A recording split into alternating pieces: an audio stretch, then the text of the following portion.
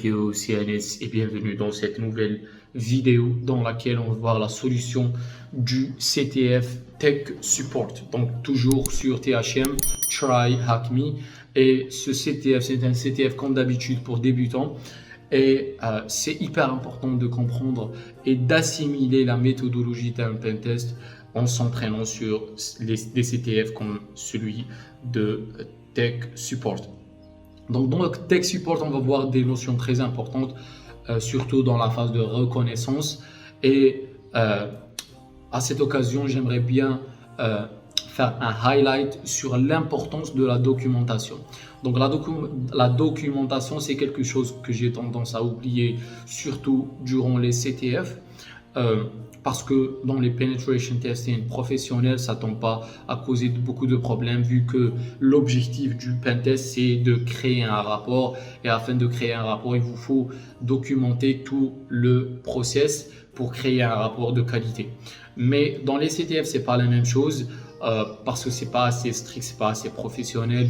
Du coup, quand vous allez oublier de documenter le process, surtout la phase de reconnaissance, quand vous allez arriver sur une étape comme l'exploitation, vous allez remarquer que vous n'avez pas assez de données pour exploiter la vulnérabilité ou le serveur que vous pouvez tester. Et ça va vous faire perdre beaucoup de temps parce que vous allez devoir revenir sur la phase de recon pour récolter les mêmes informations que vous avez déjà récoltées. Donc, vous allez voir que c'est une perte de temps. Donc, ayez ce réflexe de récolter et de documenter dès le début du CTF. Donc, vous allez ouvrir ce que vous voulez, un notepad, un fichier Excel, un fichier Word, comme vous voulez, et documenter votre CTF. Et de cette façon-là, vous allez faciliter le process et vous allez augmenter votre productivité. Donc voilà, j'espère que ça a été clair. Bien sûr, si vous avez des questions, des difficultés, vous pouvez les mettre dans la section de commentaires, les pouces bleus. Et on se retrouve dans la prochaine vidéo. Peace. Alright. Donc, on va voir la solution de Tech Support One. Donc, c'est un CTF easy pour débutants et on va voir la méthodologie pour réussir ce CTF.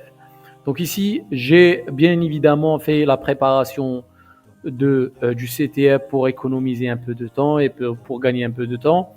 Vous voyez ici que je travaille sur d'autres CTF, mais pour aujourd'hui, on va se focaliser sur Tech Support et on verra les autres CTF prochainement sur la chaîne YouTube et sur le blog pour les gens qui aiment dire. Donc ici, j'ai bien évidemment, je me suis connecté au réseau VPN. J'ai pris un petit notepad pour documenter. N'oubliez pas de documenter comme on l'a dit dans l'introduction. J'ai lancé le serveur. Vous voyez ici l'adresse IP du serveur qu'on va pentester.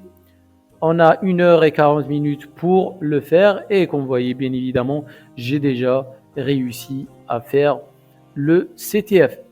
Donc la première chose bien évidemment, c'est de prendre l'adresse IP de notre serveur. Vous voyez ici une petite introduction.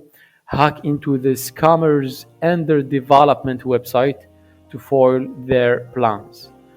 Donc on va prendre l'adresse IP et on va voir ce qu'il y a dedans. Rien, un serveur Apache classique. On peut faire View Page Source. Ici, les commentaires, rien d'intéressant. On peut scroller pour chercher d'autres informations et on trouve rien. Donc, CyberChef, on va l'utiliser après. J'ai utilisé aussi un scan Nmap. Donc, Nmap, j'ai utilisé le flag ou l'argument -A pour un scan intense. Ne jamais utiliser ça dans un pentest réel parce que c'est vraiment intense et bruyant. Et on voit qu'on a un service SSH sur le port 22. La version c'est 7.2 P2. On a un serveur Ubuntu et on a le port 80 bien évidemment comme on vient de le voir ici. Apache HTTPD 2.4.18 et on a le service Samba.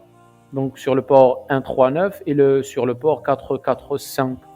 Donc on a ce qu'on appelle le protocole SMB, et ça c'est intéressant parce qu'on doit faire la reconnaissance de ce protocole aussi parce qu'il est touché par plusieurs vulnérabilités. Des fois, il y a ce qu'on appelle misconfigurations. Ce que j'ai fait aussi, comme d'habitude, c'est d'utiliser GoBuster. Vous pouvez utiliser d'autres outils, GoBuster, Derp, comme vous voulez. L'objectif de ce GoBuster, c'est de faire un fusing sur le site web ou le serveur web afin de récolter des chemins ou des paths valides. Et comme vous voyez ici, on a deux paths WordPress et test. Donc on peut revenir ici et faire /WordPress page not found. Voilà. Toujours la même méthodologie, c'est-à-dire voir le code source de la page. Et on a vu aussi, vous pouvez bien évidemment cliquer sur les différents liens sur le site. Donc ça, je l'ai déjà fait. Et pour économiser un peu de temps, on va directement aller sur test. Et sur test, on va tomber sur quelque chose de très intéressant. On voit dans l'arrière-plan le site de Microsoft, le site officiel, et on voit quelques pop-ups. Un pop-up de Windows Defender Security Warning, un autre pop-up de Windows Firewall Protection. Donc si vous voulez cliquer, ça marche pas. C'est juste un effet pour le CTF.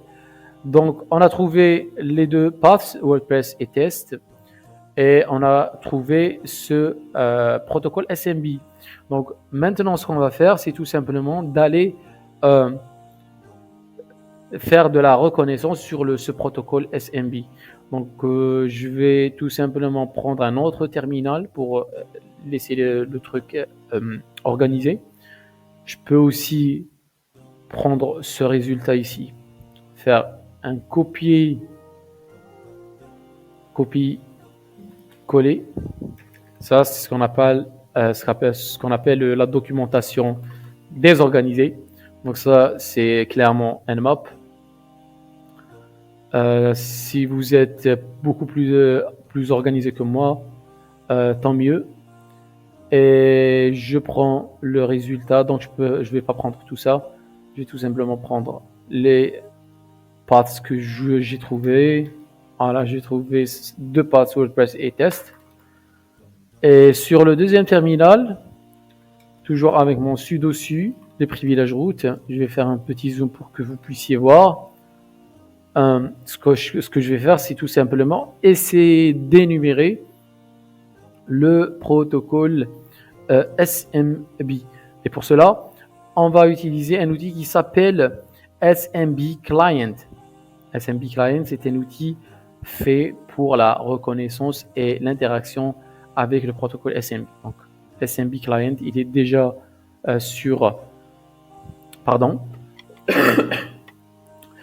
il est déjà présent sur Kali Linux. Donc SMB Client, et on va supprimer ça. Et on prend l'adresse IP ici. On fait coller. On va utiliser l'argument -n avec les slash. Voilà. Rien.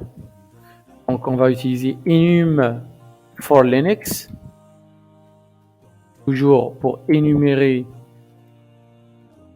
les shares sur ce serveur. Voilà. Donc enum for Linux, toujours disponible sur Kali et Parrot OS, va nous aider à trouver les shares ou les répertoires de partage sur ce serveur directement. Et avec les informations qu'on va trouver avec enum for Linux, on va utiliser SMB Client. Donc enum for Linux va trouver beaucoup d'informations. J'ai dû préparer ça avant de lancer la vidéo, mais c'est pas grave. On va voir les résultats, on va parser les résultats ensemble. On voit ici RID, username, password, known usernames, on a root, bean, guest, etc. On voit ici OS information. Donc on a déjà vu que c'est Ubuntu, c'est un système d'exploitation Linux. Users on this server. Donc si on voit bien, on a global users et les shares, share enumeration, on a print, IPC, web, SVR. Donc je vais prendre ça et essayer de faire une énumération sur web SVR. Donc on fait split, toujours avec mon sudo dessus. It's really bad idea to use root, mais c'est pas grave. On est sur CTF pour faire vite. Donc on a dit SMB client et je veux énumérer web SVR et le serveur c'est 10.10.114.169 et voilà. Le password entrée, si on fait ls, voilà, donc ça ne demande pas de mot de passe et on voit un petit fichier qui s'appelle inter.txt. Pour le télécharger, on va utiliser la commande get inter.txt pour télécharger le fichier. The size of the file, ok, on peut faire exit et on peut faire enter.txt pour lire le contenu. J'arrête Inu for Linux. Et je reviens sur le contenu de inter.txt, goals, make fake pop-up and host it online on DigitalOcean server, fix Sabrian site. Donc ça, c'est un autre path ou c'est un autre chemin de notre serveur web. Donc si je prends ça et je fais Sabrian, ça donne rien. Et du coup, Sabrian doesn't work, edit from panel.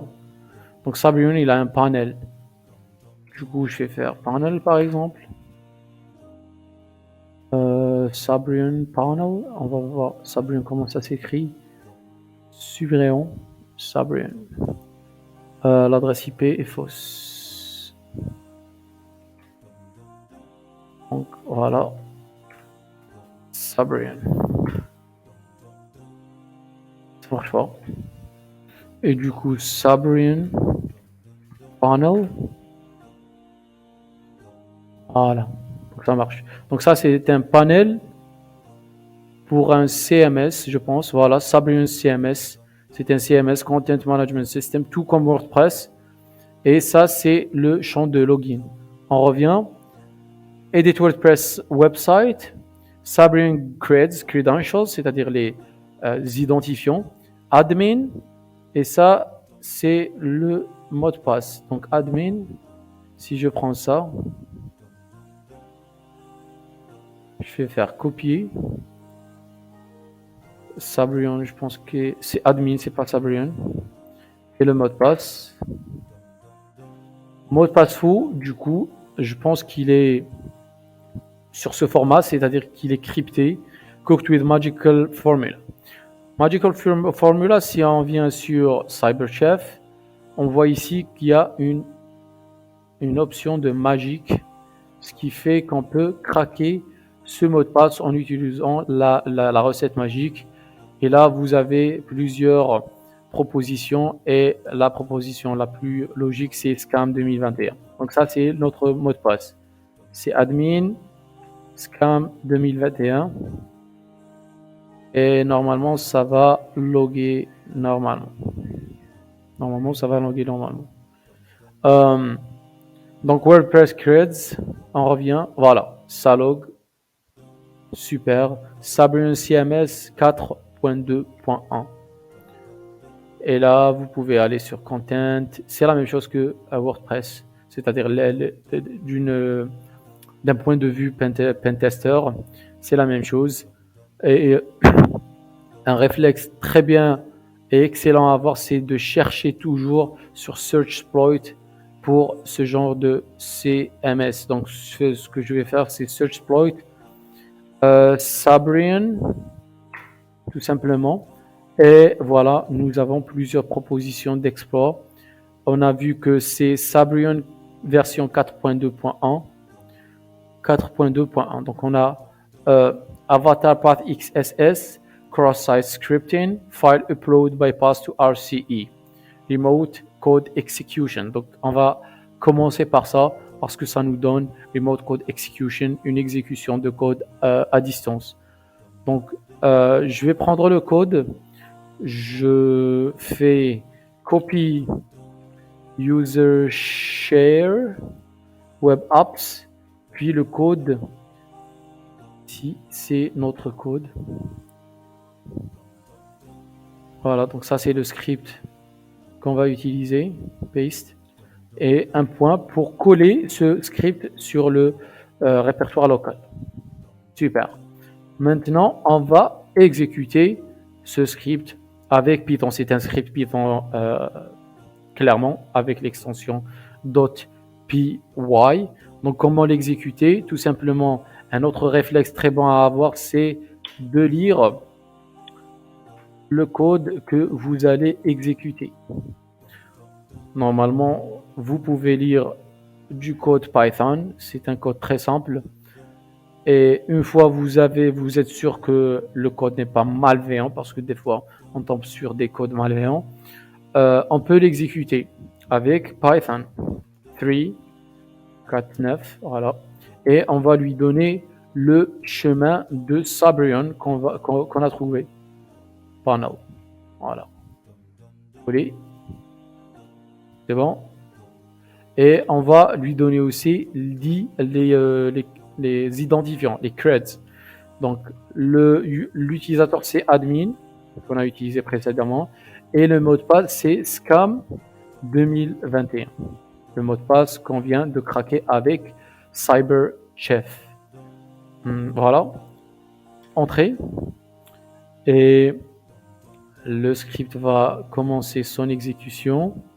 Et normalement, ça va nous donner un RCE, c'est-à-dire un Remote Code Execution sur le serveur de Sabrian. Trying to upload web shell. Et voilà. Donc, on a eu un shell sur le serveur. On peut faire ID failed to execute PHP code. Donc, le shell n'est pas stable, très stable, on va dire. Et du coup, il faut faire attention. Donc, on va voir quelles sont les commandes qu'on peut utiliser. Ici, j'ai utilisé ID et ça a craché. On va utiliser une commande simple comme ls. Voilà, ça marche très bien. pwd, voilà, ça marche. Donc, ce que j'ai fait quand j'ai fait le truc, le CTF, c'est que j'ai parsé tous les répertoires. Et dans HTML, je pense, j'ai trouvé un truc intéressant. Donc, var www HTML, vu que je sais qu'il y a un path qui s'appelle WordPress, voilà. Et du coup, je fais faire ls var www HTML WordPress. Super. Donc, on a la configuration, les fichiers de configuration de WordPress. Je prends ça. Et si vous avez suivi quelques CTF sur la chaîne auparavant, surtout sur WordPress ou autres CMS, vous êtes déjà conscient que sur le fichier wp-config, on trouve des identifiants généralement. Donc, je vais faire cat le chemin de WordPress / wp-config. Donc ça, c'est un fichier qui contient la configuration de WordPress. Et voilà, on scroll. Ça commence ici, PHP, quelques commentaires, et on trouve des identifiants. Database user, c'est support.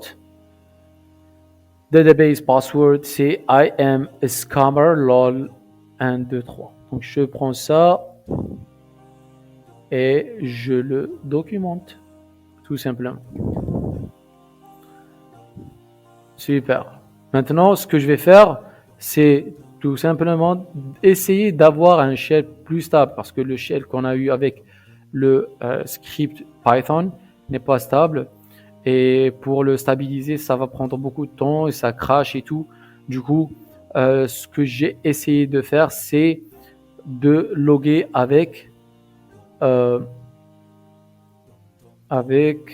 SSH. Donc, avec SSH, j'ai utilisé Sabrion, puis l'adresse IP de notre serveur.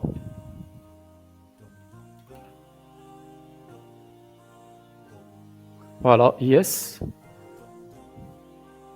Ça demande le mot de passe. Je prends ce mot de passe, copie et paste. Entrée. Ça demande le mot de passe. Donc, si le mot de passe n'est pas juste, copie, paste. Toujours, ça marche pas. Donc, le nom d'utilisateur n'est pas juste. Je vais utiliser support.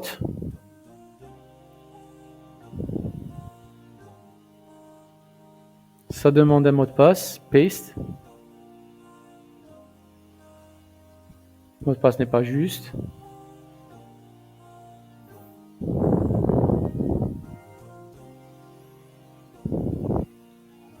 Toujours pas juste. Si on revient sur enum for Linux, je pense que je l'ai arrêté avant qu'il trouve le nom d'utilisateur. Mais ça doit être users. Voilà.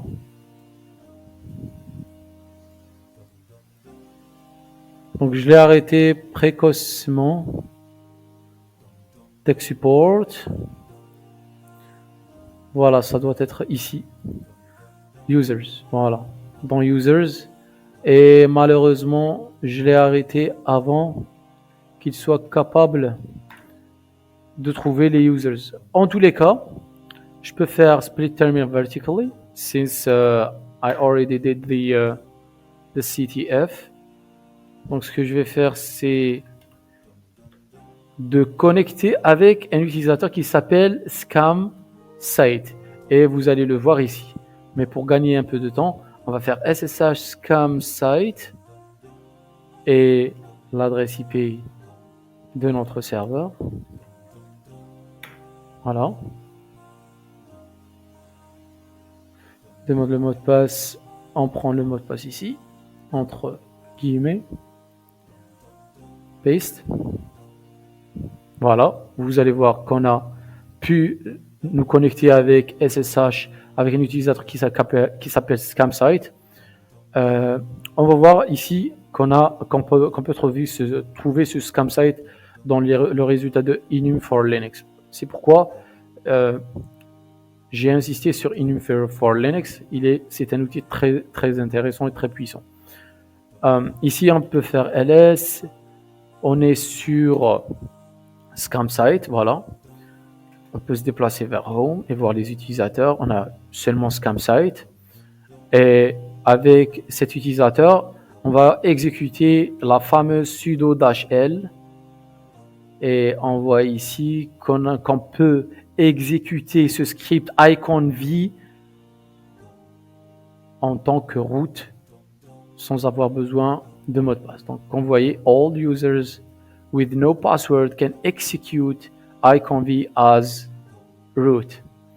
Du coup, on revient sur notre GTF OBEANS et on va prendre iconv. Donc, iconv. Très bien. On clique dessus pour faire du privilege escalation, escalade de privilèges. Comment le faire? On va le faire tout d'abord en se déplaçant sur user, bin, ls iconv. Donc ici sur user bin, on a notre script qu'on peut utiliser pour faire de l'escalade de privilèges. Maintenant, if the binary is allowed to run as super user, c'est le cas ici sur ce CTF, it does not drop the elevated privileges and may be used to access the file system. Donc l'objectif de tech support, c'est de lire le contenu du flag qui se trouve sur le répertoire root. Donc le flag, fortement, il s'appelle root.txt. Ce qu'on va faire, c'est prendre cette commande, le fichier qu'on veut lire. Voilà. Et tout d'abord, il faut lire c'est quoi l'utilité de iconv. Donc vous trouvez ici the encoding is used as it accepts any single byte sequence. Donc iconv, ce script est utilisé pour tout type d'encodage sur le système Linux.